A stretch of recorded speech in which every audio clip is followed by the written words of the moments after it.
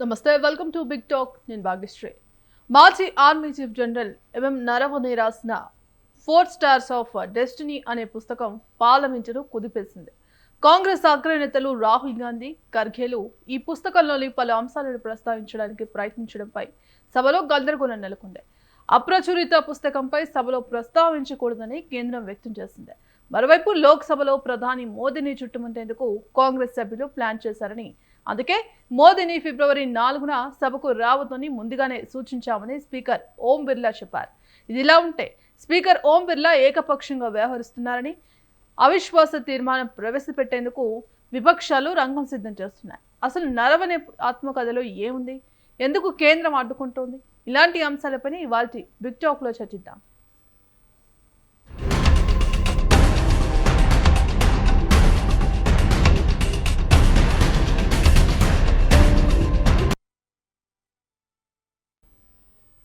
ఇవాళ చర్చాంశంలో పాల్గొనడానికి బీజేపీ నాయకులు దుద్దకుంట వెంకటేశ్వర రెడ్డి గారు, అలాగే టీపీసీసీ కార్యదర్శి సైదాబాబు గారు ఉన్నారు. సార్ నమస్తే అండి ఇద్దరికి. Good evening madam. S Venkateswara Reddy garu, ఇవాళ ఏదైతే పార్లమెంట్ లో జరిగిన రాహుల్ గాంధీ ప్రస్తావించిన నరవణే పుస్తకంపై పూర్తిగా లోక్సభలో గందరగోళ వాతావరణం నెలకొంది. మరి ఈ నేపథ్యంలోనే ఇటు అధికార పక్షం వైపే ఇటు విపక్షాలు పనిచేస్తున్నాయంటూ కూడా విపక్షాలు మండిపడుతున్నాయి. ఏమంటారు? భాగ్యశ్రీ గారు, మీకు తర్వాత చర్చలో పాల్గొంటున్న మిత్రులకు, విధంగా వీక్షకులకు అందరికీ నమస్కారం. అయితే దేశవ్యాప్తంగా ఈ విషయం గురించి ప్రజలు చర్చించుకుంటున్న సందర్భంలో మీరు ఒక మంచి చర్చను ప్రారంభించారు. అయితే మీరు ఇది వరకు ప్రియంబుల్లో చెప్పిన విషయాల ఆధారంగా అయితే గౌరవ ప్రధాని శ్రీ నరేంద్ర మోడీ గారి నేతృత్వంలోని కేంద్రంలోని భారతీయ జనతా పార్టీ ప్రభుత్వం శ్రీమతి నిర్మలా సీతారామన్ గారి ద్వారా 1వ తారీఖు బడ్జెట్ ప్రవేశపెట్టారు.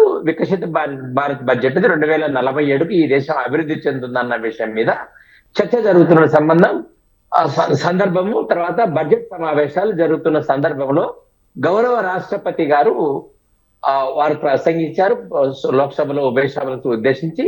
వారికి ధన్యవాదాలు తెలిపే తీర్మానం మీద ప్రధానమంత్రి గారు మాట్లాడాలి. ఇందులో ప్రతిపక్ష నాయకుడు చర్చలో పాల్గొన్నారు. ఇది సందర్భం. అయితే రాహుల్ గాంధీ గారు ఉద్దేశపూర్వకంగా ఒక వివాదాస్పదంగా, ఎందుకంటే తమ శ్రేణులను ఉత్సాహపరిచే ఉద్దేశంతో వారు తీసుకున్న అజెండా అనేది జాతి వ్యతిరేకమైనది. ఇది విదేశాలను బలపరుస్తున్నట్టుగా ఉంది. ఎవరో మన శత్రు దేశాలకు సంబంధించిన వ్యక్తులు మాట్లాడే విధంగా వారు లేవనెత్తిన అంశం. ఎంఎం రనవనే సంబంధించినటువంటి ఆనాటి సైనిక దళాల అధికారి ఏదైతే ఒక పుస్తకం రాశారని చెప్తున్నారో, ఏదైనా సైనిక దళాల అధికారి ఒక పుస్తకం రాస్తే భాగ్యశ్రీ గారు, దాంట్లో మూడు అంచెలుగా సెక్యూరిటీ రిలీజ్ ఉంటుంది. మొదట ఆయన ఒక మ్యాన్ స్క్రిప్ట్ ఇవ్వాలి, పీడిఎఫ్ మ్యాన్ స్క్రిప్ట్ ఇవ్వాలి, దాన్ని వెరిఫై చేస్తారు. తర్వాత ఆయన పిలిచి 2వ స్థాయిలో వివరణ అడుగుతారు, 3వ స్థాయిలో అనుమతి ఇస్తుంది. కాబట్టి ఈ స్థాయిలు అన్నింటిలో కూడా ఆయనకు అనుమతి రాలేదు. ఎందుకంటే చైనాలో గల్వాన్ లోయలో జరిగినటువంటి యుద్ధంలో మన తెలంగాణకు సంబంధించినటువంటి కల్నల్ సంతోష్ బాబు గారు కూడా వీరమరణం పొందారు, 20 మంది వీరమరణం పొందారు. దానికి సంబంధించి ఈ రోజు రణవరే గారు మాట్లాడుతున్న విషయాలన్నీ కూడా పచ్చి అబద్ధము, అభూత కల్పనలు, సైనిక దళాల, భద్రతా దళాల ఆత్మస్థైర్యాన్ని దెబ్బతీసే విధంగా ఏదైతే ఉందో దాన్ని ఈరోజు పెంగ్విన్ సంస్థ జిరాక్స్ కాపీలో పీడిఎఫ్ తీసుకొని వచ్చి ప్రజలకు అందుబాటులో ఉంచింది. దీని మీద కూడా ఢిల్లీలో ఎఫ్ఐఆర్ అయింది. ఇటువంటి పత్రాన్ని తీసుకొచ్చి పార్లమెంట్ లో రాహుల్ గాంధీ గారు ఒక ప్రతిపక్ష నాయకుడు అయినప్పటికీ కూడా అవగాహన లేకోకుండా దాన్ని ప్రమాణ పత్రంగా చూపించి సంతకం చేసి 2వ రోజు కూడా చేశారు. ఇది వివాదాస్పదమైన అంశం అని తెలిసినప్పటికీ కూడా దేశంలో చాలా విషయాలు ఉన్నాయి. పార్లమెంట్ లో మిగతా విషయాలు, పారిశ్రామికంగా, వ్యవసాయము, మిగతా అన్ని విషయాలు, వరదలు, ఇటువంటి విషయాల మీద చర్చించుకోకుండా రాహుల్ గాంధీ గారు లేనిపోని అంశాన్ని తీసుకొని వచ్చి ప్రధానమంత్రి గారి ప్రసంగానికి అడ్డు తగిలే విధంగా ఒక కుట్ర కోణంలో ప్రధానమంత్రి గారు ధన్యవాదాలు తెలిపే తీర్మానం ఏదైతే ఒక గిరిజన మహిళను భారతీయ జనతా పార్టీ ఈ రోజు రాష్ట్రపతిగా చేసిందో దీన్ని కాంగ్రెస్ పార్టీ ఓర్చుకోలేకుంది. కాంగ్రెస్ పార్టీ నిర్ణయం ఏంటంటే మహిళా సభ్యులైనంత వారిని అందరినీ కూడా తీసుకొచ్చి ప్రధానమంత్రి గారి మీద దాడి చేసి సభ జరుపుకోకుండా సభలో ప్రధానమంత్రి గారిని అవమానం చేసే పరిస్థితిని తీసుకొచ్చింది. కాబట్టి ఈ రోజు స్పీకర్ గారు కూడా వారందరినీ కూడా సస్పెండ్ చేసి తర్వాత మిగతా ఎవరైతే ఉన్నారో ఆయన కూడా సాక్షాత్ ఇదివరకు తెలంగాణకు ఇన్ఛార్జిగా ఉన్నారు మాణిక్యం ఠాకూర్ గారు, వారు కూడా సస్పెండ్ అయ్యారు. తర్వాత మనకు సంబంధించినటువంటి తెలంగాణ ఎంపీ చామల కిరణ్ కుమార్ రెడ్డి గారు కూడా ఉన్నారు. వీళ్ళందరూ కలిసి ప్రధానమంత్రి గారిని అవమానపరిచే విధంగా చేశారు. ఈ రోజు ఏదైతే ఒక పుస్తకం రాస్తున్నారో ఆ పుస్తకానికి పెంగ్విన్ సంస్థ యొక్క మూల ఆధారం ఏంది, ఆ సంస్థ యొక్క ఈ దేశ భద్రతలో ఉన్నటువంటి వారికి ఉన్నటువంటి ఈ దేశానికి సంబంధించిన ప్రేమ ఏంది, వారి ఇటువంటి వివాదాంశాలన్నీ తీసుకొని వచ్చి చర్చలో పెట్టి ప్రజల నుంచి డబ్బులు వసూలు చేసి దండుకోవాలని చూస్తున్నారు. ఆ పుస్తకానికి అనుమతి లేనప్పటికీ కూడా ఈ రోజు సోషల్ మీడియాలో కానీ మిగతా ఈ కామర్స్ లాంటి ప్లాట్ఫామ్ లో కానీ పెట్టి అమ్మే ప్రయత్నం చేస్తున్నారు. దీన్ని భారతీయ జనతా పార్టీ వ్యతిరేకిస్తుంది. కాంగ్రెస్ పార్టీ చేస్తున్నటువంటి విషయాలలో పూర్తిగా తప్పుదారి పట్టే చేస్తారు. ఈ రోజు రణవరే గారు ఏం మాట్లాడారు, నేను ప్రధానమంత్రి గారితో మాట్లాడారు, మీకు సంబంధించిన విషయాలు చూసుకోండి, మీ ఇష్టం అని చెప్పారని చెప్పారు. ఇది పూర్తిగా పచ్చి అబద్ధం. నాడు సైనిక దళాల ప్రధాన అధికారిగా ఉన్నట్టు రణవరే ఏం మాట్లాడారు, రాజ్నాథ్ సింగ్ గారితో మాట్లాడారు 2021లో వారితో మాట్లాడారు. ఆ మాట్లాడిన సందర్భంలోనే నేను ప్రధానమంత్రి గారితో మాట్లాడి విషయం చెప్తానంటే కేవలం 2 గంటల సమయంలోనే మీరు సైనిక దళాలకు సంబంధించిన ఆపరేషన్ లో మీకు ఏది తోస్తే అది చేయండి, ఏది సక్రమం అనిపిస్తే అది చేయండి అని చెప్పారు. యుద్ధము చేయడానికి రాజకీయ అనుమతి కావాలి కానీ యుద్ధం ఏ విధంగా చేయాలన్న దాని మీద సైనిక అధికారులకు రాజకీయ అనుమతి అవసరం లేదు. కాబట్టి ఇప్పుడే తప్పు జరిగింది. దీన్ని రాహుల్ గాంధీ గారు ప్రశ్నిస్తా ఉన్నాడు. అయితే ఇదే కాంగ్రెస్ పార్టీకి ఎంత దౌర్భాగ్యం అంటే మనకు 1962లో 63 ప్రాంతంలో మీకు ఆక్సాయి చిన్నని 38,000 చదరపు కిలోమీటర్లు దాదాపు దేశంలోని చాలా రాష్ట్రాలు అంత వైశాల్యం అంత భూమిని చైనాకు వదిలిపెట్టారు. ఆనాటి ప్రధానమంత్రి జవహర్ లాల్ నెహ్రూ గారు ఏం మాట్లాడారు, రేడియోలో మాట్లాడుతూ మేము ఎంతో కష్టపడి మా హృదయానికి చాలా కష్టంగా ఉంది, అస్సాం లాంటి ప్రాంతాన్ని చైనాకు వదులుకుంటున్నామని చెప్పిన పరిస్థితి. అది కాకుండా భాగ్యశ్రీ గారు ఇంకొక విషయం ఎప్పుడు కథలుగా జానపదాలు చెప్పుకుంటూ ఉంటారు. వెంకటేశ్వర రెడ్డి గారు ఒక్క నిమిషం.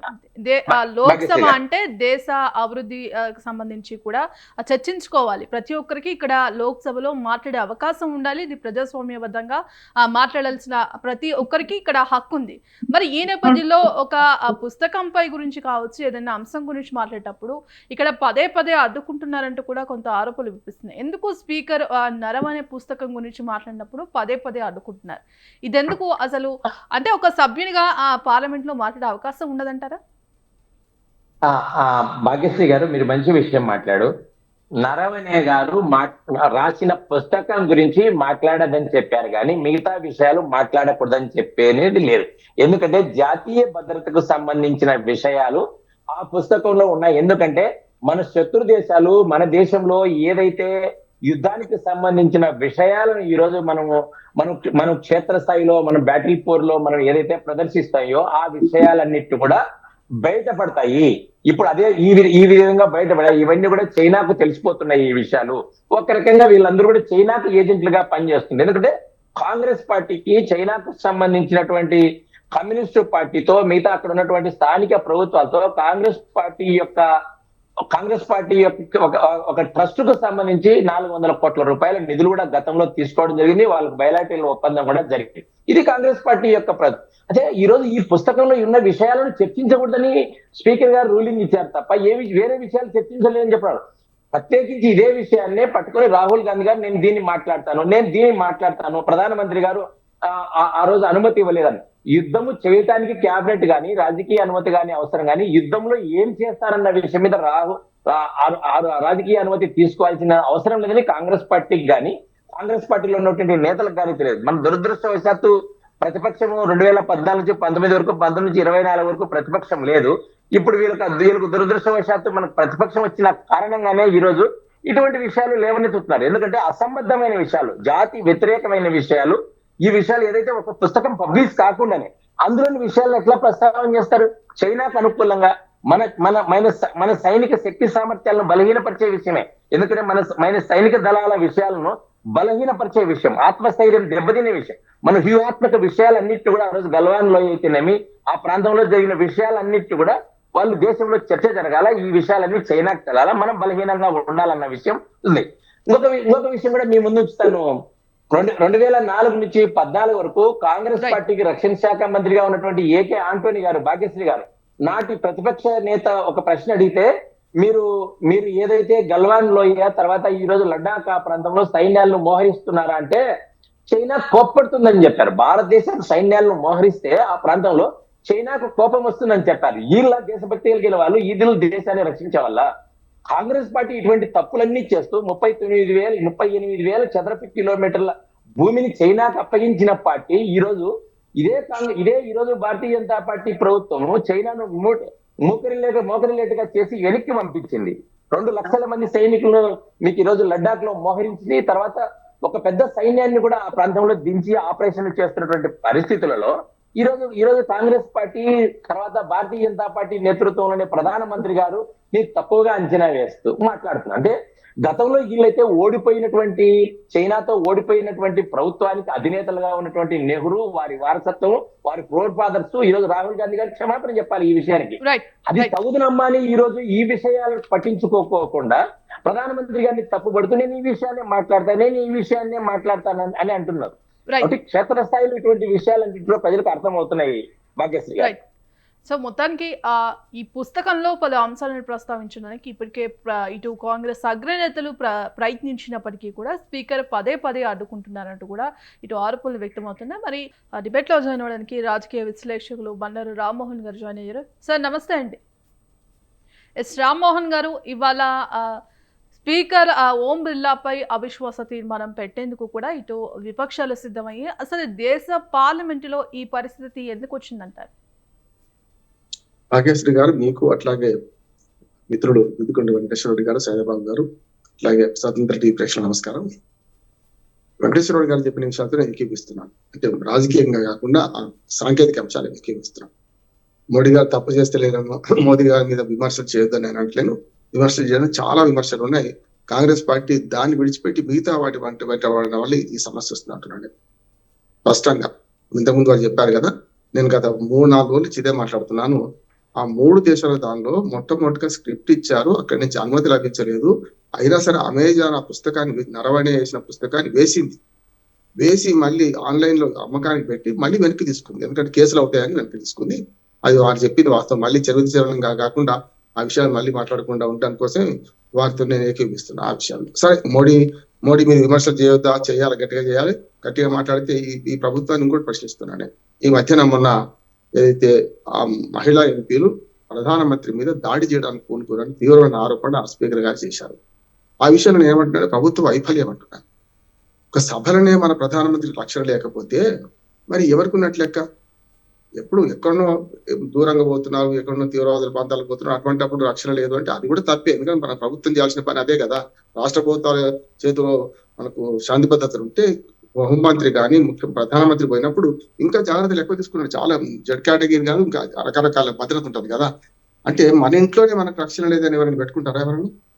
కానీ స్పీకర్ గారి వెనుక నక్కి ఈ పని చేస్తున్నారని ప్రతిపక్షాలు విమర్శిస్తున్నారు, నేను అంటలేదు. కానీ ఆ మాట వాస్తవం అయితే మరి వాస్తవం నిరూపించకుండా ఉన్నారంటే ఏం చేయాలి? మహిళా ఎంపీలు డిమాండ్ చేస్తున్నట్టు వెంటనే ఎవరు ఈ కుట్రకు పాల్పడరు కేసు పెట్టాలంటున్నారు. అయితే స్పీకర్ గారి మాటనే తప్పు కావాలి, లేదు వీళ్ళ మాటనే తప్పు, ఏదో తేలాలి కదా. నేనేమంటున్నాను భాగ్యశ్రీ గారు, వెంకటేశ్వర రెడ్డి గారికి కాదు, సైదాబాబు గారికి, మనందరికి, దేశంలో ఉన్న ప్రతి పౌరుడికి 143 కోట్ల ప్రజలకు ఆయన ప్రధానమంత్రి. వాడిని ఓటు వేసినా వేయకపోయినా సమస్య అడిగారు.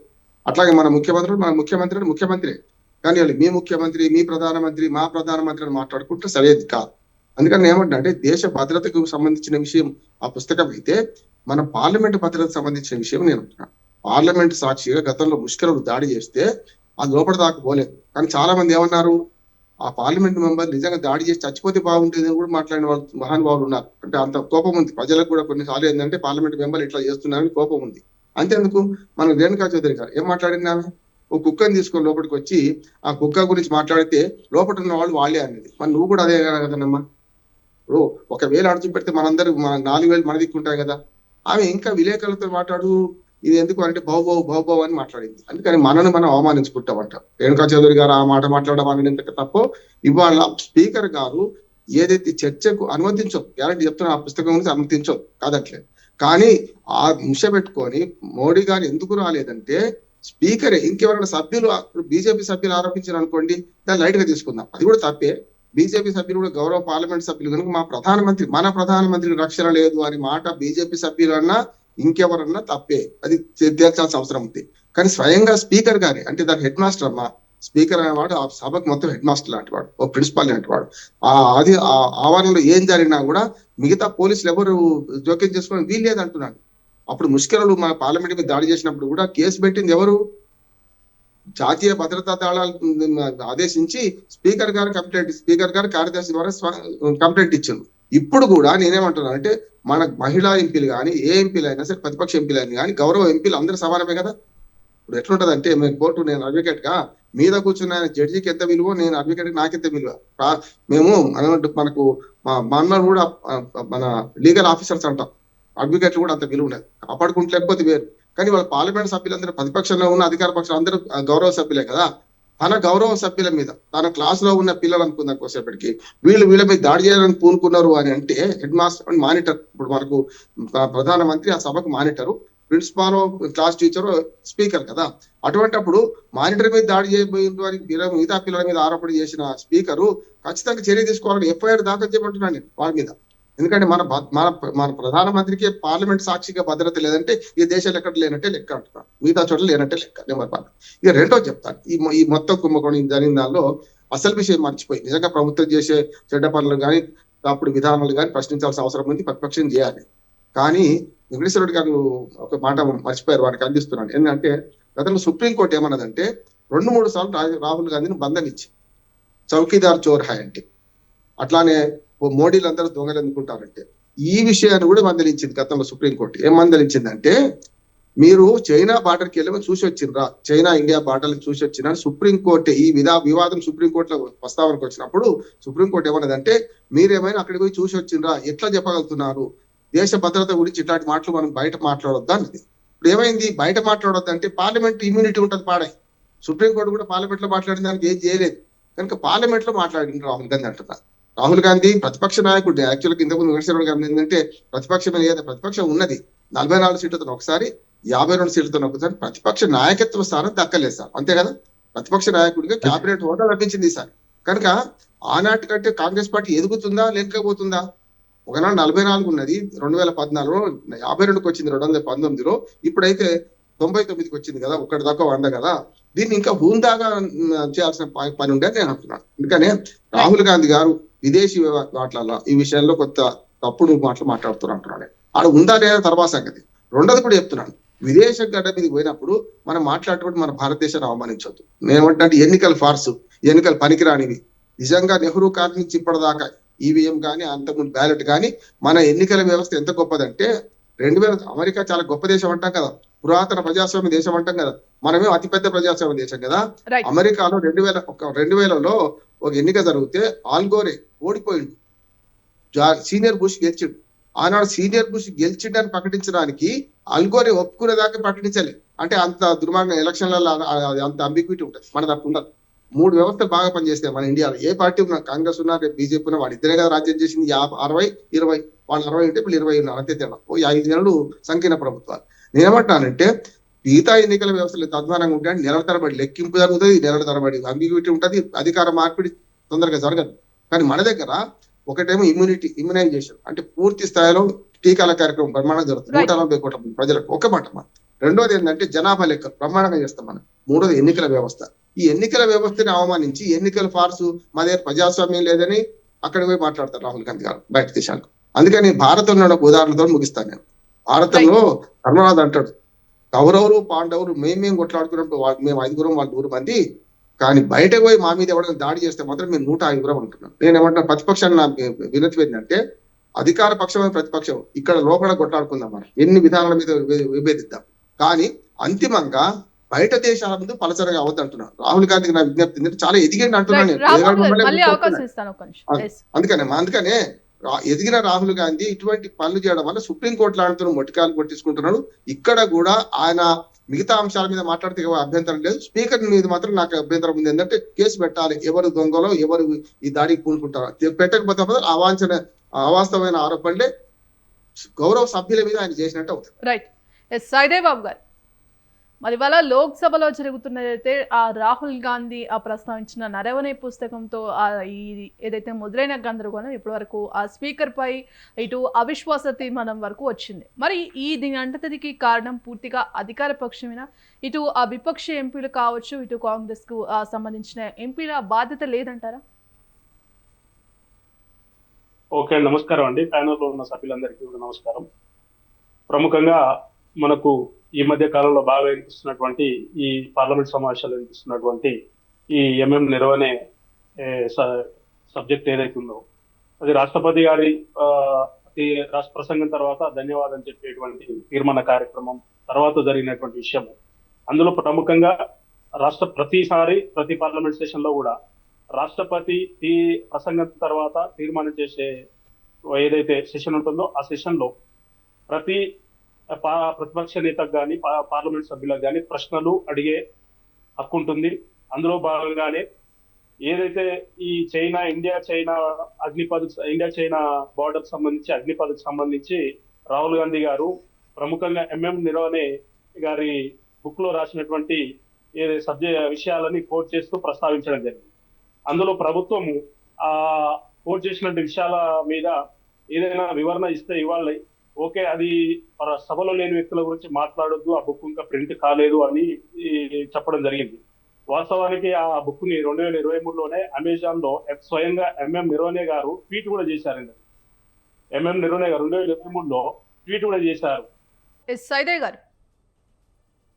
మేడం, ప్రముఖంగా నిన్న మన పార్లమెంటు సెషన్ లో జరుగుతున్నటువంటి ఏదైతే నిర్వహణ బుక్ వివాదం ఏదైతే ఉందో దాని గురించి మనం ఈ చర్చలో ఈ టీవీ ఛానల్లో స్వతంత్ర టీవీ ఛానల్లో చర్చిస్తున్నందుకు మనం ప్రజలకు ఎంతో కొంత చెప్పిన వాళ్ళు అవుతాం, వివరించిన వాళ్ళు అవుతాం. ముఖ్యంగా అండి, రాహుల్ గాంధీ గారు ప్రధానంగా ఈ నిర్వహణ బుక్ గురించి ప్రస్తావించడంలో రెండు ఉద్దేశాలు ఉన్నాయండి. ఒకటి, ఏదైతే ఇండియా చైనా బార్డర్ లో జరుగుతున్నటువంటి ఇల్లీగల్ ఆక్యుపేషన్ జరుగుతుందని ఆయన సభ దృష్టికి తీసుకొచ్చే ప్రయత్నం చేశాడు. అలాగే అగ్నిపథ్ ఒక స్కీము ఏదైతే తీసుకొచ్చారో భారతీయ జనతా పార్టీ ప్రభుత్వము ఆ అగ్నిపథ్ స్కీమ్ గురించి కూడా ప్రస్తావించడానికి ఒక రెండు ప్రశ్నలు అడిగాడండి నిర్వహణ గారి బుక్ గురించి. దానికి ఏదైతే కేంద్ర ప్రభుత్వము సమాధానం చెప్పవలసిన కేంద్ర ప్రభుత్వము ఆగా మేఘాల మీద రాజ్నాథ్ సింగ్ నుంచి మొదలు పెడితే స్పీకర్ వరకు కూడా ఎందుకు అంత ఫైర్ అయిపోయారు, మరి ఆ బుక్ లో అంత రహస్యాలు ఏమున్నాయి, దాన్ని బట్టి చూస్తుంటే ఏదో రహస్యాలు గూడుపుటాని ఆ బుక్ లో ఉంటదని చెప్పేసి రాహుల్ గాంధీ గారు ప్రముఖంగా చర్చ జరగాల్సిందే. నిర్వహణ గారు ఏదైతే ఇండియా చైనా బార్డర్ లో జరుగుతున్నటువంటి అక్రమాల గురించి, అదే అగ్నిపథ్ లో ఒక కార్మికుల సంక్షేమం గురించి కాకుండా సైనికుల సంక్షేమం గురించి కాకుండా ఒక బడ్జెట్ ని కుదించే మార్గంలోనే ఈ అగ్నిపథం తీసుకొచ్చారు తప్పితే సైనికుల సంక్షేమం గురించి తీసుకురాలేదని చెప్పేసి నిర్వహణ గారు ఆ బుక్ లో స్పష్టంగా రాయడం జరిగింది. అలాగే చైనా ఇండియా బోర్డర్ లో జరుగుతున్న ఇల్లీగల్ ఆక్యుపేషన్ గురించి కూడా నిర్వహణ గారు ప్రముఖంగా బుక్ లో రాయడం జరిగింది. ఆ చైనా ఇండియా వార్ గాల్వాన్లో జరుగుతున్న 2020లో జరుగుతున్న గాల్వాన్లో జరిగిన యుద్ధంలో రక్షణ శాఖ మంత్రికి నిర్వహణ గారు చీఫ్ ఆర్మీ చీఫ్ గా ఉండి రక్షణ శాఖ మంత్రి గారికి ఫోన్ చేస్తే రక్షణ శాఖ మంత్రి గారు ప్రధానమంత్రి గారిని కన్సల్ట్ కావాల్సిందే కోరితే ప్రధానమంత్రి గారు చెప్పిన ఒకే ఒక మాట, మీకు ఏది తోస్తే అది చేయండి అని చెప్పారని నిర్వహణ గారు ఆ బుక్ లో స్పష్టంగా మెన్షన్ చేయడం జరిగింది. రాహుల్ గాంధీ గారు పదే ఈ బుక్ గురించి చర్చ జరగాలనే దానికి కారణం ఏంటంటే ఈ దేశ భద్రతకి భారత జనతా పార్టీ చాలా ఆటంకాలు సృష్టిస్తుంది. ఈ దేశ భద్రతకి భారత జనతా పార్టీ విద్వేషకరమైనటువంటి చర్యలు చేస్తుంది. కాబట్టి ఆ బుక్ గురించి చర్చించాల్సిందే. నిర్వహణ గారు సాదాసీదా వ్యక్తి కాదండి. ఆయన 28వ ఆర్మీ చీఫ్. అంటే ఈ దేశానికి ప్రధానమంత్రి కంటే కూడా ఆర్మీ చీఫ్ ఎక్కువ అండి. ఆర్మీ చీఫ్ నిర్వహణ గారు ఆ బుక్ లో ఎందుకు 4 స్టార్స్ ఆఫ్ డెస్టినీ అనే బుక్ లో ఎందుకు అలా రాశారు అనే దాని మీద చర్చ జరగాలి. ఈ దేశానికి చైనా నుంచి, పాకిస్తాన్ నుంచి, అదే విధంగా ఈ అగ్నిపథ్ సైనిక సంక్షేమం గురించి చాలా లొసుగులు ఉన్నాయి.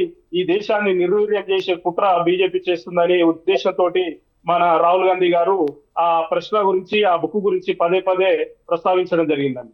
ఆ బుక్ గురించి ప్రస్తావించే క్రమంలో ఏదైతే రాష్ట్రపతి ప్రసంగం తర్వాత చేయాల్సిన ధన్యవాద తీర్మానం, ఆ ధన్యవాద తీర్మానంలో ప్రసంగించినటువంటి రాహుల్ గాంధీ ప్రసంగించి ఆ ప్రశ్నలు లేవనెత్తారు. నెక్స్ట్ డేనండి ఎంత విచిత్రం అంటే, భారతదేశ చరిత్రలోనే తొలిసారి రాష్ట్రపతి ప్రసంగానికి ధన్యవాదాలు తెలిపే తీర్మానానికి భారత ప్రధాని, ఈ దేశ అత్యున్నతమైనటువంటి హోదా కలిగినటువంటి భారత ప్రధాని నరేంద్ర మోడీ గారు హాజరు కాకపోవడము ఈ దేశానికి అత్యంత ప్రమాదకరం. ఇది పార్లమెంటును అవమానించడమే, ఈ దేశ ప్రజలను అవమానించడమే అండి.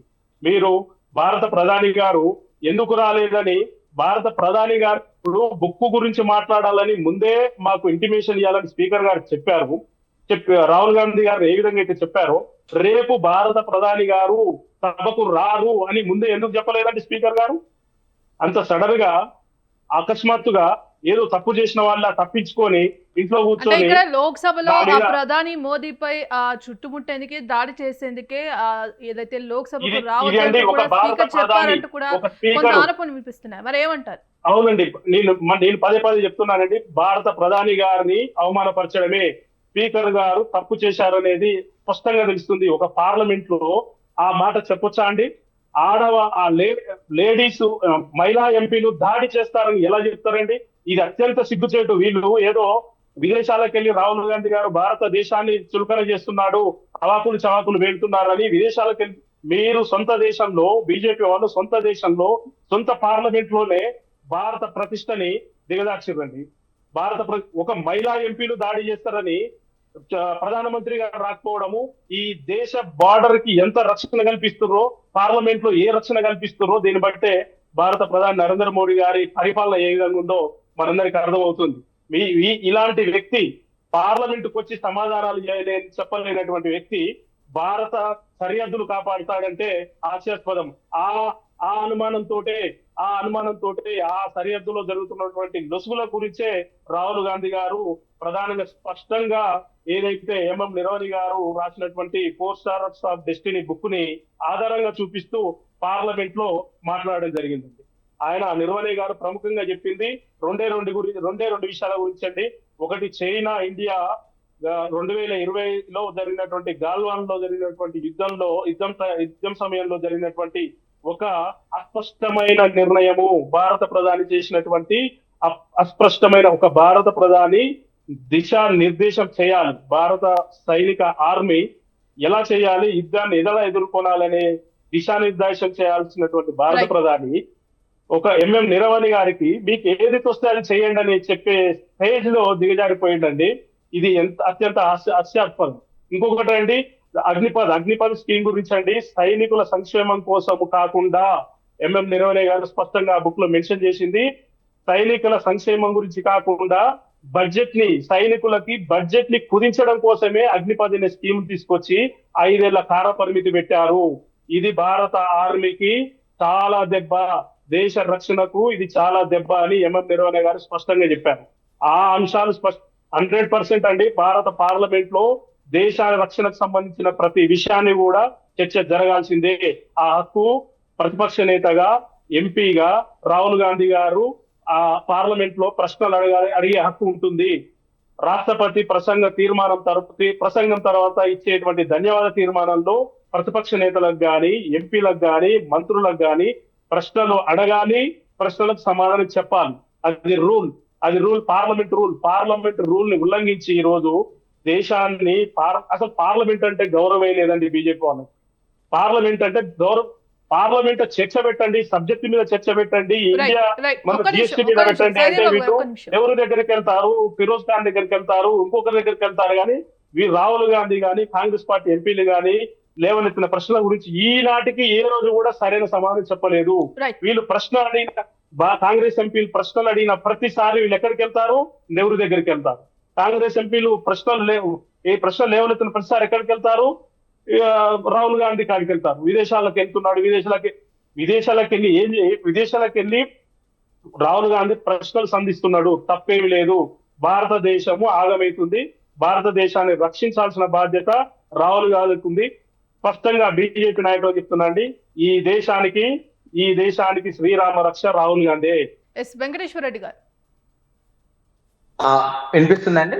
ఎస్ వినిపిస్తుంది, చెప్పండి.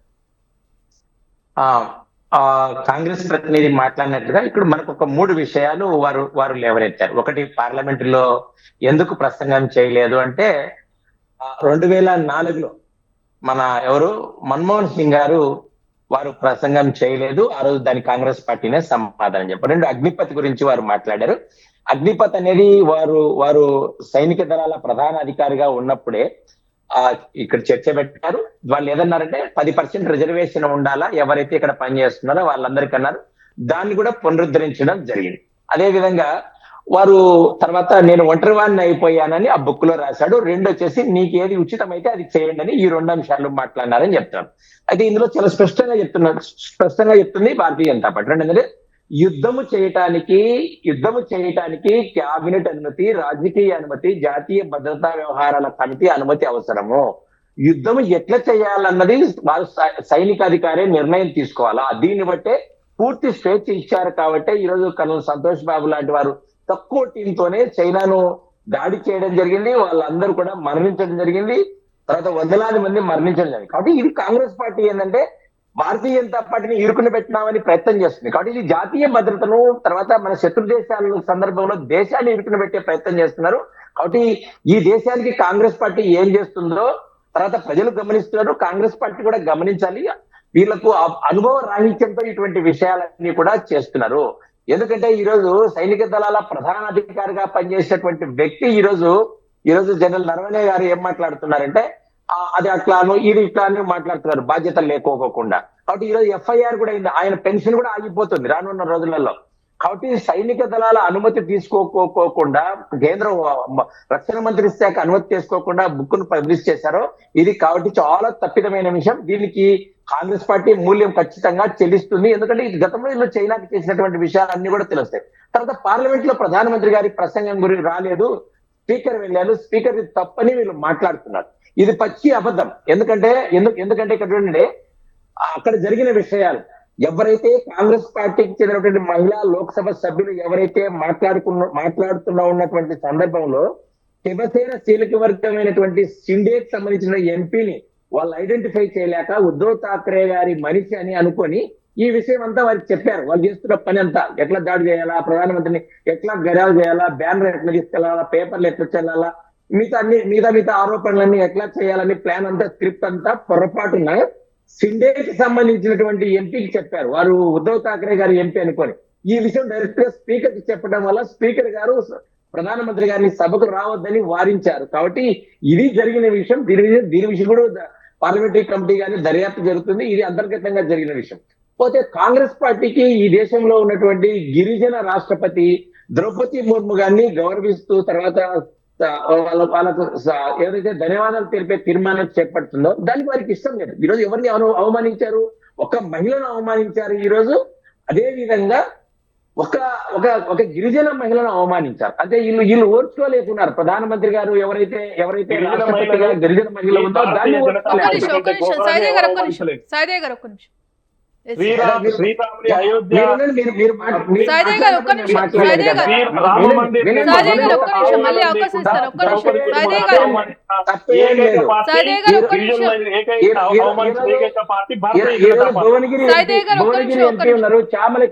భువనగిరి ఎంపీ ఉన్నారు చామల కిరణ్ కుమార్ రెడ్డి గారు.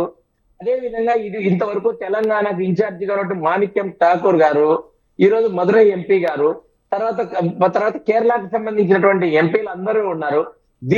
ఈ ప్రయత్నం ఎందుకు చేశారో చెప్పుకోకుండా స్పీకర్ ను కలిసినప్పుడు ప్రతిపక్ష పార్టీకి చెందినటువంటి లోక్సభ సభ్యులు అనుమానాస్పదంగా మాట్లాడాల్సిన విషయం ఏముంది? కాదు కదా. అందువల్లే స్పీకర్ ఈ రోజు ఆ పని చేశారు. మరీ తగుదనమ్మా అని ఈ రోజు స్పీకర్ మీద అవిశ్వాస తీర్మానం పెట్టారు.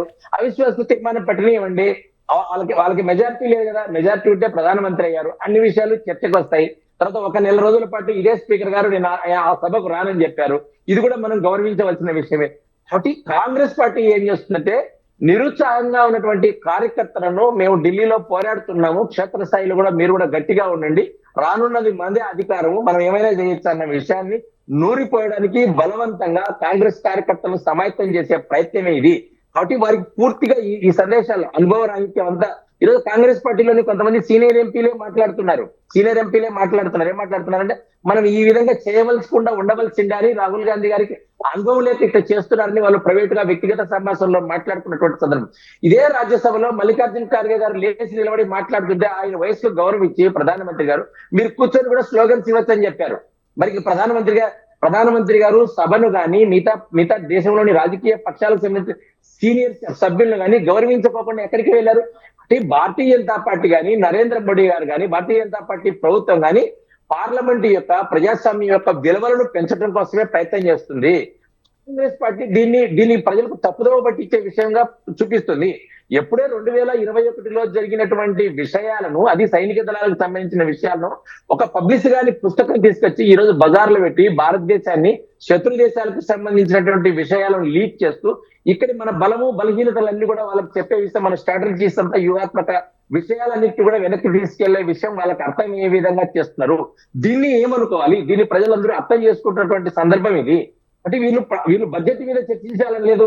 ఈ దేశంలో చాలా సమస్యలు ఉన్నాయి. ప్రతిపక్షంగా వీళ్ళు సూచనలు కూడా ఇవ్వచ్చు.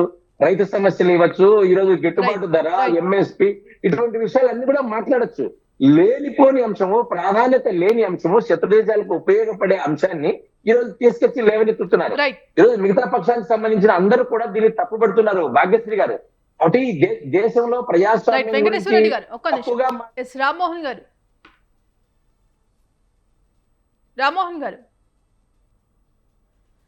గారు మీ వాయిస్ అన్మ్యూట్ చేయండి. చెప్పండి.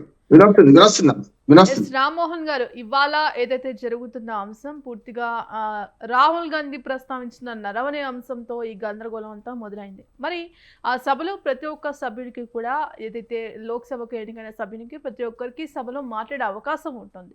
ఇవాళ దేశ భద్రత గురించి, దేశ అభివృద్ధి గురించి ఇవన్నీ మాట్లాడుకోకుండా ఒక సభ్యుడి ఒక వ్యక్తి రాసిన పుస్తకం గురించి ఇవాళ మాట్లాడడానికి కూడా ఇవాళ పరిస్థితి లేకుండా పోయింది. ఎందుకంటే ప్రజాస్వామ్యంలో అందరికీ మాట్లాడే హక్కు ఉంటుంది. మరి ఇవాళ ఆ ప్రజాస్వామ్యబద్ధంగా ఆ సభ నియమాలు ఏవి పాటించకుండా సభ నడుస్తుంది అని అనుకోవచ్చు. ఖచ్చితంగా డైవర్షన్ పాలిటిక్స్, మైండ్ గేమ్ రాజకీయాలు నడుస్తున్నాయమ్మా. నేను 2 నిమిషాలు చెప్తాను. ఇప్పుడు 1,000 అడుగు పెడితే 4,000 ఇడుచు పెడితే ఒక ఉదాహరణ చెప్తాను. ఇప్పుడు ఇంతకుముందు మనకు నరవాణి గారి పుస్తకం గురించి మాట్లాడుతున్నాం కనుక దానికి 2 నిమిషాలు చెప్పి మీరు అడిగిన ప్రశ్నకు వస్తాను. ఇప్పుడు నరవణే గారు అంటే మన దేశంలో పాకిస్తాన్ సైన్యం కాదు, ఇంకో సైన్యం కాదు, మన సైన్యానికి క్రమశిక్షణ ఉంటుంది. ఎప్పుడు రాజకీయ వివాదాలు తలదూల్చారు వాళ్ళు రిటైర్మెంట్ తర్వాత కూడా. అందుకని సైన్యానికి సంబంధించిన ఎవరైనా అధికారి ఏదైనా పుస్తకం రాయనన్నా, ఏదైనా వ్యాసం రాయనన్నా తప్పనిసరి పర్మిషన్ తీసుకోవాలి. ఆ 3 పర్మిషన్లు తీసుకోవాలి ఆయన. కనుక ప్రింట్ అయినా కూడా తప్పే అవుతుంది. ప్రింట్ చేసిన వాళ్ళు జైలుకు పోతారు. అది వేరు. కానీ నరవణే గారు ఆ 2 ఆరోపణలు చేసినట్టున్నారు కదా. మొదలేమో వాళ్ళు క్లియర్ గా రాసింది ఏంటంటే, మా రాహుల్ గాంధీ గారు చదివిన దాన్ని బట్టి, నేనైతే పుస్తకం తెప్పిస్తాను దొరకలేదు నాకు, ఆయన చదివిన దాన్ని బట్టి ఏంటంటే, మొదట రాజ్నాథ్ సింగ్ ఫోన్ చేస్తే ఆయన నేను ప్రధానమంత్రికి తెలుసుకొని చెప్తా అన్నాడు. ఆ తర్వాత ప్రధానమంత్రికి 1-2 గంటల తర్వాత ఆయన చేస్తే ప్రధానమంత్రి ఏమన్నాడంటే, మీకు ఏది తోస్తే అది చెయ్యండి అన్నాడు. కరెక్ట్ అంటున్నాను. ఎందుకు కరెక్ట్ అంటే, మొన్న ఆపరేషన్ సింధూర్ ఫస్ట్ కాగానే రెండో ప్రతిపక్షాలతో మీటింగ్ ఎందుకు పెట్టలేదు అని నేను కూడా అడిగినా. ఇప్పుడు మోడీ గారు చెప్పిందంతా కరెక్ట్ అంటే నేను చాలా మిట్లలో వ్యతిరేకిస్తున్న ఆపరేషన్ కగారు కానీ మన 4-5 అంశాలు వ్యతిరేకించినాం. ఇక్కడికి వచ్చే వరకు ఏమంటున్నానంటే, ఆనాడు ఏదైతే ఆపరేషన్ సింధూర్ జరుగుతున్నప్పుడు అఖిలపక్ష సమావేశం పెట్టుకొని గట్టిగా పోరాటం అని పెట్టిన తర్వాత అక్కడ జరుగుతూనే ఉంది. రెండో ఆపరేషన్ సింధూర్ 2 నడిచే క్రమంలో కొన్ని విషయాలు యుద్ధ సమయంలో మేము వెల్లడించలేము కనుక మీరు ఇంతకంటే ఎక్కువ వివరాలు చెప్పమని చెప్పి అంటే, ఇదే రాహుల్ గాంధీతో సహా అందరూ అంగీకరించి అఖిలపక్ష సమావేశం ముగించుకొని బయటకు వచ్చారు. ఇప్పుడు బయటకు రాకముందే ఆడ దాడి జరిగింది. రెండోది చేస్తున్నారు. ఎందుకంటే యుద్ధ సమయంలో అసత్యాలు అర్ధసత్యాలు రాజ్యమైనది కనుక కొన్ని యుద్ధ సమయంలో ఏ దేశమైనా కూడా ప్రతిపక్షాలతో సాగదు. పార్లమెంట్ కానీ ప్రతిపక్షాలకు దేని జవాబుదారు కాదు. ఒక్కోసారి రహస్యాలు దాచిపెట్టాల్సి ఉంటుంది, లేకపోతే కష్టం. విచారణ సమయంలో సమాచార హక్కు చట్టమే పనిచేయదు. విచారణాంశాలను వెల్లడించడానికి సమాచార హక్కు చట్టమే పనిచేయనప్పుడు ఇది అంతకంటే దేశ భద్రత కదా. అందుకని ఇక్కడ ఏమవుతుందంటే, ఆయన అంటే కూడా తప్పేందుకు కాదు చెప్తున్నాడు. ఇప్పుడు ఇక్కడ కూడా అదేంటి ఏమన్నారంటే, పూర్తి స్వేచ్ఛ ఇచ్చాం ఆపరేషన్ సింధూర్ తర్వాత, మనం ఇంకొకసారి దాడి చేస్తే వాళ్ళు ఎప్పటికప్పుడు మీరే నిర్ణయం తీసుకోండి అని మొన్నటి సింధూర్ దానిలో కూడా 2 దానిలో అవకాశం ఇచ్చారు. అది జరిగింది కూడా అంటున్నాం. అటువంటి అప్పుడు అట్లా అంటే తప్పెందుకైతుంది కాదు కదా అంటున్నాడు. నరవణే గారు ఒక రంగ రాజకీయవేత్త కాదు కదా. నిజంగా మన సైన్యానికి ఒక క్రమశిక్షణ ఉన్నది కనుక ఆయన అది రాస్తే కూడా తప్పు అంటున్నాను నేను. ఇంక మిగతా విషయాలు అంటారా, ఆయనకు ఒకసారి ప్రభుత్వానికి పడకపోవచ్చు, వ్యక్తిగత అంశాలు ఉండొచ్చు. కానీ మన భారతదేశ గౌరవం ఇన్మడించే పరిస్థితి తెద్దామా, లేకుంటే లొంగిపోయే పరిస్థితి తెద్దామా అనేది ఒకటి. సరే, నరవణి గారు రాసిన ఆయన అభిప్రాయం పక్కన పెడతాం. ఈ రెండోది ఏమంటున్నానంటే, ఇప్పుడు ఈ మొత్తం ఆరోపణలు చూసుకుంటే రాహుల్ గాంధీ గారు కొంచెం పరిణతి పొందితే 99 వచ్చిన 199 వస్తాయి అంటున్నాడు. మొట్టమొదటి నుంచి కనుగొట్టడాలు, సైగలు చేయడాలు, అట్లానే మొన్న చూడండి మనకు ఆడ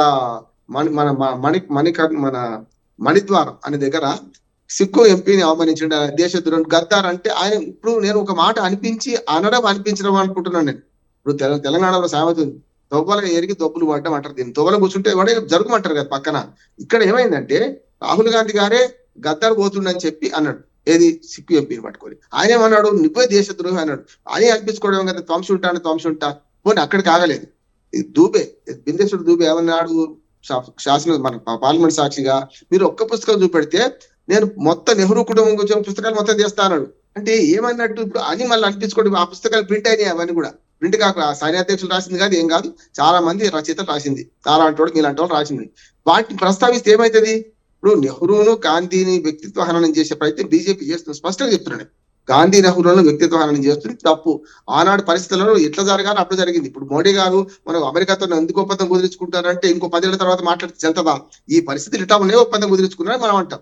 కనుక గత జల సేతుబంధనం చేస్తే ఏమైతే అన్ని మొత్తం తొమ్మిది కొద్ది పెంకాసులు వెళ్తాయి, ఇంకేమో కింది నుంచి భూములు 9 కొద్ది చరిత్ర. అందుకని చరిత్ర తప్పకుండా ఇప్పుడు జరుగుతున్న విషయాలు మాట్లాడుకుంటే ఈ పార్లమెంట్ సాక్షిగా ఈ రెండు జరుగుతున్నాయి తప్పంటున్నాడు. నిజంగానే అమెరికాతో ఒప్పందం గురించి చర్చ జరగాల్సి ఉంది కదమ్మా. అమెరికాతో ఒప్పందంలో ట్రంప్ ఏమో అడ్డగోలికి పేలుతున్నాడు, వీళ్ళేమో కాదని చెప్తున్నారు. ఇప్పటికి కూడా ఆపరేషన్ సింధూర్ నేనే ఆపానని 69 సార్లు అంటుండే కదా మన ట్రంప్. మోడీ గారు ఎవరి జోక్యం అవసరం లేదు, ఎవరి జోక్యం లేదంటున్నాడు, కానీ ట్రంప్ అంటలేదు కదా. జోవాన్స్ గురించి మాట్లాడతారు, కానీ ట్రంప్ ఆపలేదు అనే మాట ఎందుకు అనలేకపోతున్నాయని నాలాంటి వాళ్ళకు సామాన్య ప్రశ్న వస్తుంది కదా. ఇప్పుడు ఇక్కడ కూడా ఏమంటున్నానంటే ఈ ఇష్యూలో కూడా మళ్ళీ ట్రంప్ అదే చేస్తున్నాడు, మైండ్ గేమ్ ఆడుతున్నాడు. మన భారతదేశ రాజకీయాలతో మైండ్ గేమ్ ఆడుతున్నాడు. ఆయన ఏమంటున్నాడు, రష్యాతో ఆపేసిన మొత్తం అంటున్నాడు, వాణిజ్యం ఆపేసింది, వాళ్ళు తీసుకుంటారు అన్నాడు. రష్యానేమో మాకు క్లారిటీ రాలేదంటుంది.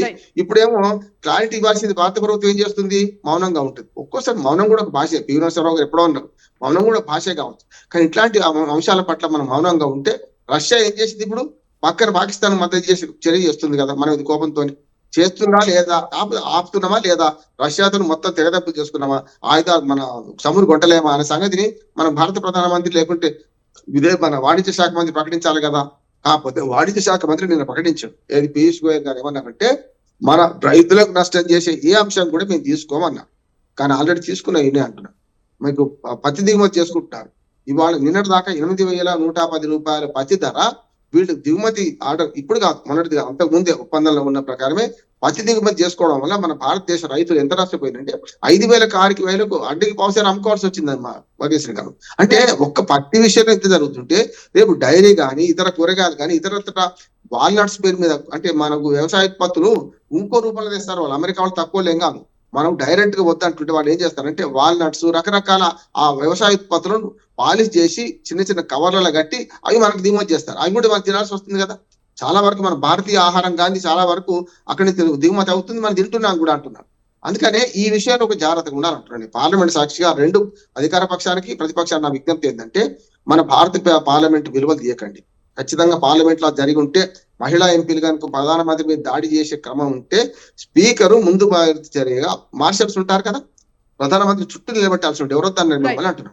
రక్షణ బాధ్యత మీది కదా, అది చేయకుండా అంటే ఇప్పుడు ఏమైందంటే ప్రతిపక్ష ఎంపీలు చేస్తున్న దానికి ఆధారంగా మా స్పీకర్ వెనక నక్కి మోడీ గారు తప్పించుకుంటారు ఆ మాట అంటున్నారు కనుక చెప్తున్నాం. పార్లమెంట్ సాక్షిగా అన్నారు కనుక ఆ పార్లమెంట్ లో జరిగిందని మనం బహిరంగంగా మాట్లాడుకోవచ్చు. ఆ దానికి భూతం ఇచ్చినట్టయితే ఒకటి అంటున్నాను. రెండోది ఒక మాట చెప్పి నేను ముగిస్తాను. ఇప్పుడు ఈ మొత్తం ఎపిసోడ్ లో ఆనాడు ఏం జరిగింది అనే దానికి మా ఆధారాలు లేవు. ఆయన రాసింది కావాలని ఏం లేదు. ఆయన ఆ రకంగా మీ నిర్ణయం తీసుకోమని ప్రధానమంత్రి కానీ ఎవరంటే అది తప్పు కూడా కాదంటున్నాడు. యుద్ధం ఎట్లా చేయాలో మినిస్టర్ గారు చెప్పినట్టే యుద్ధం ఎట్లా చేయాలో ఎవరు చెప్పరు. యుద్ధం ప్రకటించే మాత్రం అంత ఉంటుంది. తర్వాత ఎట్లా చేస్తారు, ఏ రకంగా ఉంటుంది, అప్పటికప్పుడు పరిస్థితులు బట్టి ఎట్లా చేస్తారు. అక్కడ యుద్ధంలో ఉన్నవాడు చచ్చిపోతూ అయితే భారత ప్రభుత్వం ఆపేయమంటే ఆపాడు కదా, చచ్చిపోతే విజయం వీర స్వర్గం అంటుంది, ఇంకోటి ఉండదు కదా అంటున్నాడు. అందుకని కొంచెం ఈ పార్లమెంట్ సెషన్స్ 13 తారీఖు అయిపోతున్నాయమ్మా. మళ్ళీ మార్చి 9 నుంచి మన మార్చిలో బంద్ అవుతున్నాయి. మన ఫిబ్రవరి మన మార్చి 9 జరిగే సమావేశంలో అర్థవంతమైన చర్చ జరగాలని కోరుకుంటున్నాను. ఈ పుస్తకాల గురించి కాకుండా దేశ భద్రత భంగం కలగకుండా చర్చ జరిగితే మంచిది. రైట్. సైదే గారు, మరి ఇవాళ ఈ జరుగుతున్న చర్చకు సంబంధించి కూడా ఇవాళ ఏదైతే మోదీపై కాంగ్రెస్ మహిళా ఎంపీలు దాడికి చుట్టుముట్టేందుకు ప్రయత్నించారు. ఇందుకు సంబంధించి ఇటు స్పీకర్కు కూడా కాంగ్రెస్ మహిళా ఎంపీలు లేఖలు రాశారంటూ కూడా చెప్తున్నారు. మరి అసలు లేఖలు ఏముంది? నిజంగానే ఇవాళ కాంగ్రెస్ మహిళా ఎంపీలు మోదీపై దాడికి యత్నించే ప్రయత్నం చేశారంటారా? మహిళా ఎంపీలు దాడి చేసే ప్రయత్నం చేస్తున్నారనేది ఇది అత్యంత హాస్యాస్పదం. బీజేపీ నేతలు, దయచేసి బీజేపీ నేతలకు చెప్తున్నా, మీరు టీవీ చర్చల్లో కానీ బయట చర్చల్లో కానీ ఈ విషయం ఎక్కడ కూడా మాట్లాడకండి. ఇది భారత ప్రధానికి అగౌరవం. ఎందుకంటే మహిళా ఎంపీలు దాడి చేస్తారంటే సమాచారం ఇదంతా కుక్కుడు స్టోరీ అండి. ఇక్కడ ఏం లేదు. కాంగ్రెస్ మహిళా ఎంపీలు దాడి చేస్తారనే సమాచారం ఉంది. అందుకే నేను ప్రధానమంత్రిని పార్లమెంట్ కు రావద్దని నేనే చెప్పాననేది ఇదంతా కుక్కుడు స్టోరీ సినిమా అది కాదు. అసలు స్టోరీ ఏంటంటే, ప్రధాని అనే వ్యక్తి, ఇప్పుడు వెంకటేశ్వర రెడ్డి గారు 2004లో మన్మోహన్ సింగ్ గారు కూడా ఇలాగే చేశాడు అంటే, మన్మోహన్ సింగ్ గారు అలా చేయలేదండి. సబ్జెక్టు కరెక్ట్, మీరు చూసుకోండి. ఆ రోజు రాష్ట్రపతి ప్రసంగం తర్వాత వాయిదా తీర్మానం ఇచ్చే, ధన్యవాద తీర్మానం ఇచ్చే క్రమంలో మన్మోహన్ సింగ్ గారు వచ్చారు. ఇదే బీజేపీ నేతలు ప్రశ్నలు అడిగారు. ఆ ప్రశ్నలకు మన్మోహన్ సింగ్ గారు తీరిగ్గా కూర్చొని సమాధానాలు చెప్పారు. కావాలంటే చెక్ చేసుకోండి మీరు. నెక్స్ట్ ఇంకోటండి, ఈ అగ్నిపథ్ మీద వచ్చినటువంటి ఏ ఆరోపణలు ఉన్నాయో వీటన్నిటిని సరళీకృతం చేశారని వెంకటేశ్వర రెడ్డి గారు అబద్ధం చెప్తున్నారు. చేయలేదండి. అగ్నిపథ్ 5 years టెన్యూర్ అలాగే ఉందండి. ఎగ్జాంపుల్ చెప్తానండి, అలా స్వతంత్ర టీవీ వ్యూవర్స్ కూడా వినాలి. అగ్నిపథ్ అనే స్కీమ్ అండి, 10th క్లాస్ అయిపోయిన పిల్లోల్ని ఇంటర్మీడియట్ అయిపోయిన పిల్లోల్ని తీసుకెళ్లి 5 years ఆర్మీలో వాడుకొని ఆ 5 years టెన్యూర్ తర్వాత ఇంటికి పంపిస్తే వాళ్ళ భవిష్యత్తు ఏంటండి? 5 years తర్వాత ఇంటికి పంపిస్తే వాళ్ళ భవిష్యత్తు ఏంటి? వాళ్ళు బయట ఉద్యోగాలకు ఎక్కడైనా స్పిట్ అవుతారా? ఎక్కడైనా వాళ్ళు ఇంకొక ఉద్యోగం చేసుకోవడానికి ఉంటుందా? ఆ ఏజ్ వచ్చిన పిల్లలు మళ్ళీ చదువుకోవాలంటే చదువుకోగలుగుతారా? ఇది ఒక అగ్నిపథ్ అనేది భారత సైనిక దళాలను నిర్వీర్యం చేయడంలో 100% ఇది సైనికుల్ని నిర్వీర్యం చేయడం స్కీమే తప్పితే ఇది అగ్నిపథ్ వల్ల సైనికుల సంక్షేమానికి కానీ, సైనికుల ఎనర్జీకి కానీ, సైనికుల బలానికి కానీ ఎట్లాంటి దోహదం చేయదు. నెక్స్ట్ ఇంకోటండి, ఇప్పుడే చెప్పారండి, భారత పార్లమెంట్ లో కానివ్వండి, బయట కానీ, భారతదేశం లోపల ఎక్కడైనా సరే బీజేపీని ప్రశ్నిస్తే దాడులు చేస్తారు, ఈడీ రైళ్లు జరుగుతాయి, సిబిఐ ఎంక్వైరీలు, ఐడి ఎంక్వైరీలు, సిట్టులు, కమిషన్లు వేస్తారండి. అదే బెదిరింపు ధోరణితో ఇప్పుడు వెంకటేశ్వర రెడ్డి గారు ఒక మాట కూడా చెప్పారు. ఏదైతే ఎంఎం నిరవణి గారు నిజంగా ఆ బుక్ లో అలా రాసి ఉంటే ఆయన మీద కేసు పెడతాం, ఆయన పెన్షన్ కూడా రద్దు చేస్తామని ఇప్పుడే వెంకటేశ్వర రెడ్డి గారు చెప్పారండి. వెంకటేశ్వర రెడ్డి గారు అలా ఎలా అంటే, ప్రశ్నిస్తే జైలు పంపిస్తాం, పెన్షన్లు రద్దు చేస్తాం, ఈడీలు కేసులు పెడతాం, ఈడీ రైడ్లు చేస్తాము. ఇది బీజేపీ ఫస్ట్ నుంచి ఫాలో అవుతున్న రూల్ ఇది. ఇంకోటి, అవిశ్వాస తీర్మానం ఖచ్చితంగా ప్రతిపక్ష నేతగా జాతీయ కాంగ్రెస్ పార్టీకి అవిశ్వాస తీర్మానం పెట్టే హక్కు ఉందండి. మా బలం ఉందా లేదా అనేది అవిశ్వాస తీర్మానంలో తేలిపోతుంది. దానికి భయపడి ఈ బీజేపీ నేతలు, మోడీ గారు కానీ వీళ్ళంతా, స్పీకర్ గారు కానీ నేను రాను, పార్లమెంట్ కు రాను అనేది బాధ్యత అనేది. నెక్స్ట్ ఇంకోటండి, ద్రౌపది ముర్ము గారిని అవమానపరిచారు కాంగ్రెస్ ఎంపీలు అన్నారు. 100% ద్రౌపది ముర్ము గారిని కానివ్వండి, గిరిజనులను కానివ్వండి, ఆదివాసులను కానివ్వండి, నెత్తుకున్న పార్టీ, ఏకైక పార్టీ ఈ దేశంలో జాతీయ కాంగ్రెస్ పార్టీ. ఎందుకంటే ఎగ్జాంపుల్ చెప్తానండి, అయోధ్యలో శ్రీ రామ్ మందిర్ ని ఓపెనింగ్ కి ద్రౌపది ముర్ము గాని వీళ్ళు పిలవలేదండి. వీళ్ళు పిలవకుండా అవమానపరిచి మళ్ళీ రివర్స్ కాంగ్రెస్ పార్టీ అవమానపరిచిందని మాట్లాడుతున్నారు. ఇంకొకటండి, బడ్జెట్ గురించి మిత్రుడు వెంకటేశ్వర రెడ్డి గారు చెప్పినటువంటి, ఏదైనా ఉంటే రాహుల్ గాంధీ గారు బడ్జెట్ గురించి మాట్లాడాలి కానీ ఈ నిర్వహణ బుక్ గురించి ఎట్లా మాట్లాడతారు? దాని గురించి అరే మీరెవరండి చెప్పడానికి? బడ్జెట్ గురించి మాట్లాడే కంటిన్యూషన్ ఉంటుంది సబ్జెక్ట్. ఇప్పుడు దానికి సంబంధించిన కంటిన్యూషన్ ఉంటుంది. ఫస్ట్ నిర్వహణ బుక్ లో రాసినటువంటి దేశ భద్రతకు సంబంధించినటువంటి లోపాలు ఉన్నాయి, వాటికి సమాధానం చెప్పండి అన్నాడు. సమాధానం చెప్తే నష్టమేం లేదు, తప్పేం కాదు, దేశ ప్రజలు వింటారు. ఒకవేళ మోడీ చేసింది కరెక్ట్ అయితే దేశ ప్రజలు హర్షిస్తారు. మోడీ చేసింది తప్పైతే దేశ ప్రజలు వ్యతిరేకిస్తారు. సమాధానం చెప్పలేక దాచుకున్నటువంటి వ్యక్తి మోడీ. బడ్జెట్ లో రాహుల్ గాంధీ గారు బడ్జెట్ గురించి ఏం బడ్జెట్ అనేది ఇలా తెలంగాణ నుంచి తెలంగాణ నుంచి చామల కిరణ్ రెడ్డి గారిని సస్పెండ్ చేశారు. 100% ప్రశ్నిస్తే సస్పెండ్ చేస్తారు, అది మాకు తెలుసు. ప్రశ్నిస్తే సమాధానం చెప్పలేరు. బీజేపీ వాళ్ళకి ఎవరికి సమాధానం తెలియదు. ఇంకొకటి కంక్లూడ్ చేస్తున్నా అండి. బడ్జెట్ రైతుల గురించి రైతులని పంజాబ్ లో ఏం చేశారో భారతీయ జనతా పార్టీ ఏం చేసిందో పంజాబ్ రైతుల్ని దేశం అంతా చూసింది. ముళ్ళ కంచెలతోటి లాఠీ దెబ్బలతోటి వాళ్ళకి తుక్కు రోగెట్టిన పరిస్థితి ఈ దేశంలో. ఇంకోటి ఎంఎస్ఎం ల గురించి రైతుల గురించి ఏం రైతుల గురించి అండి, ఇలా తెలంగాణ నుంచి 8 మంది ఎంపీలు ఉన్నారండి బీజేపీకి. ఒక్క బడ్జెట్ ఏ ప్రాధాన్యత ఏ అంశానికి బడ్జెట్ తీసుకొచ్చారు? వ్యవసాయానికి తీసుకొచ్చారా, ఇండస్ట్రీలకు తీసుకొచ్చారా, రైతులకు తీసుకొచ్చారా? సింపుల్ గా అండి, మోడీ గారికి సమాధానం చెప్పలేడు. Conclude చేస్తున్నాండి 1 minute. మోడీ గారు ప్రతిపక్షాలు దేశ ప్రజలు ప్రశ్నించినటువంటి ప్రశ్నలకు సమాధానం చెప్పలేక ప్రతిసారి అండి మీరు చూడండి మోదీ గారి చరిత్ర మొత్తము ఎక్కడ ప్రశ్న ఉంటుందో అక్కడ మోదీ దాక్కుంటాడు. రైట్. ఎస్ వెంకటేశ్వర రెడ్డి గారు 1 minute లో క్లోజ్ చేయండి. నరవణే గారి మీద కేసు ఫైల్ అవుతుంది, పెన్షన్ రాదన్న విషయానికి మాట్లాడితే అది నేను చెప్పిందో ఇంకొకరు చెప్పేదే కాదు, మాకు ప్రభుత్వం కాదు. అది వచ్చేసి వాళ్ళ మాన్యువల్ లోనే ఉంది. కోర్టు మార్షల్ కూడా జరుగుతుంది. అవసరమైతే ఖచ్చితంగా దోషులు ఎవరు ఖచ్చితంగా బోనెక్కించే ప్రయత్నం చేస్తుంది. ఎందుకంటే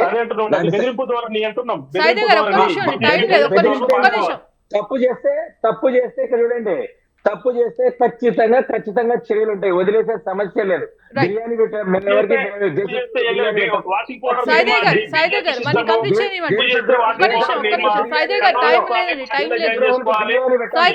మధ్యలో ఇంటరప్ట్ చేయదు ప్లీజ్.